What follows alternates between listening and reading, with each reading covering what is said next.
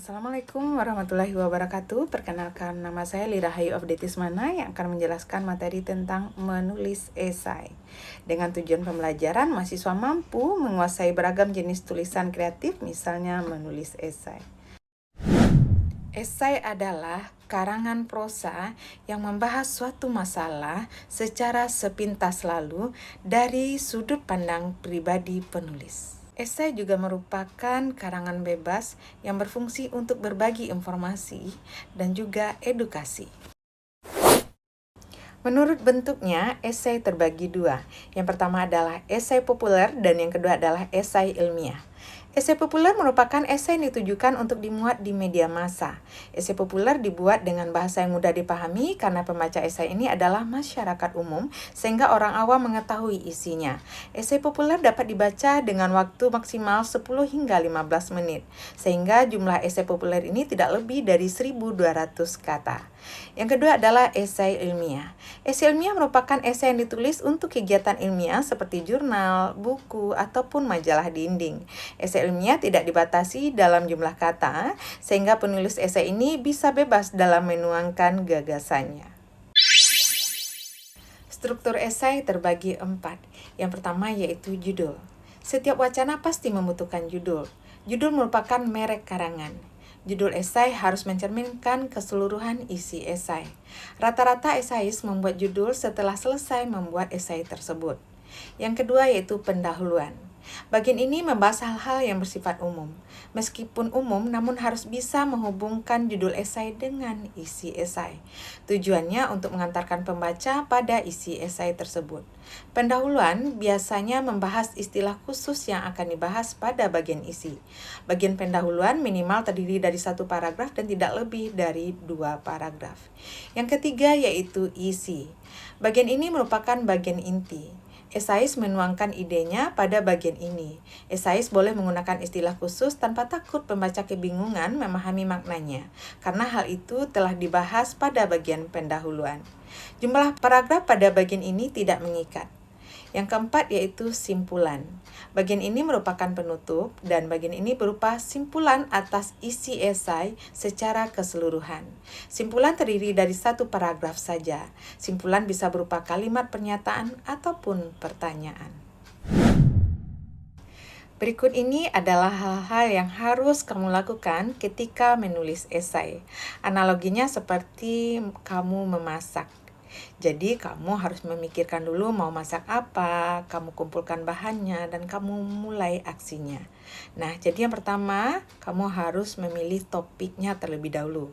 Kamu harus pilih topik yang menarik minat kamu, misalnya tentang edukasi, kesehatan, kehidupan, lingkungan sosial, dan juga mungkin kesetaraan hukum, dan lain sebagainya. Kamu bisa memilih topik yang sesuai dengan yang kamu minati. Dan setelah itu, kalian harus melakukan riset mendalam, karena kita tahu kalau esai ini isinya adalah pendapat penulis, maka akan lebih kuat ketika didukung oleh data-data yang valid dan juga akurat. Makanya kamu harus riset untuk mendapatkan data-data tersebut dan untuk bisa mendukung apa yang kamu sampaikan. Nah, itu kan tadi ceritanya langkah awal dalam memasak. Di sini kita masih memikirkan bahan-bahannya yang tadi untuk dicari idenya. Nah, sekarang kamu harus merancang ide dalam bentuk tulisan yang terorganisir dengan baik. Pada dasarnya, esai itu terdiri dari pendahuluan, tubuh, dan kesimpulan. Nah, itu cara yang selanjutnya.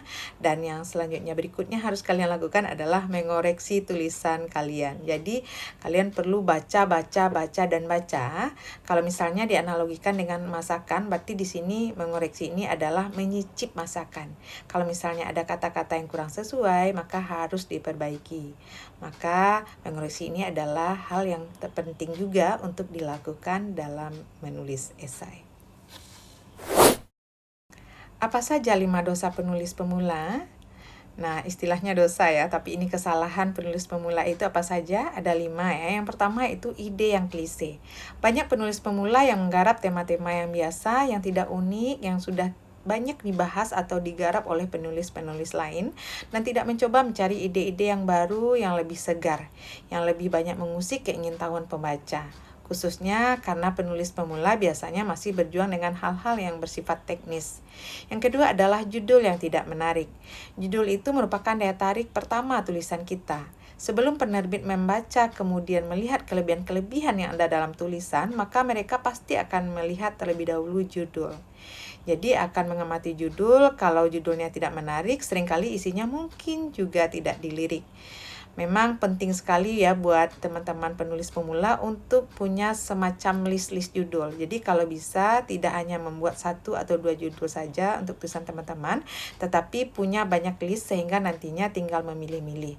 Ketiga, dari penulis pemula adalah kesalahan tersebut bertele-tele ya, jadi bisa tidak fokus, bisa jadi mungkin karena penggunaan kata-katanya, pemakaian kata-kata yang tidak efektif, sehingga akhirnya ketika mereka menulis ke sana kemari, bisa juga karena masih belum tahu apa yang ingin ditulis, atau sudah tahu apa yang akan ditulis tapi belum tahu bagaimana menuliskannya.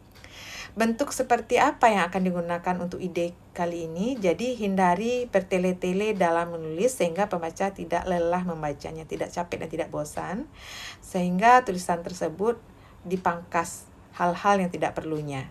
Yang keempat, kesalahan penulis pemula adalah mengabaikan logika. Terlalu banyak kebetulan, terlalu banyak bolong dalam cerita, terlalu banyak cacat dalam cerita. Padahal dalam sebuah cerita, ketika seorang penulis menyajikan kisahnya, penting sekali untuk membuat pembaca merasa cerita tersebut logis. Cerita yang sangat bisa dipercaya, sangat bisa diterima, wajar jika hal tersebut terjadi. Sehingga hal-hal yang misalnya terlalu banyak kebetulan, kemudian ada logika-logika yang hilang dalam cerita, sebaiknya diperhatikan. Maka salah satu hal yang biasanya dilakukan ketika mengedit adalah memastikan bahwa tidak ada logika yang bolong. Yang kelima adalah kesalahan yang dilakukan oleh penulis pemula, yaitu sering sekali ditemukan ending yang tidak maksimal.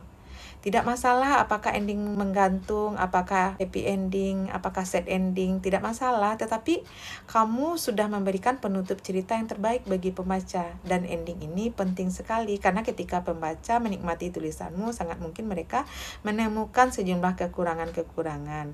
Barangkali kurang jatuh cinta dengan tokohnya. Barangkali merasa konfliknya tidak menarik. Barangkali tidak terkesan dengan diksi yang digunakan. Banyak ya. Atau mungkin kelemahan di plotnya atau kesalahan-kesalahan ini masih bisa berpotensi untuk dimaafkan oleh pembaca. Manakala mereka menemukan ending yang memuaskan, ending yang menutup cerita dengan sempurna, ending yang membuat pembaca deg-degan gitu. Ending yang ending yang mungkin sangat menonjol. Oke?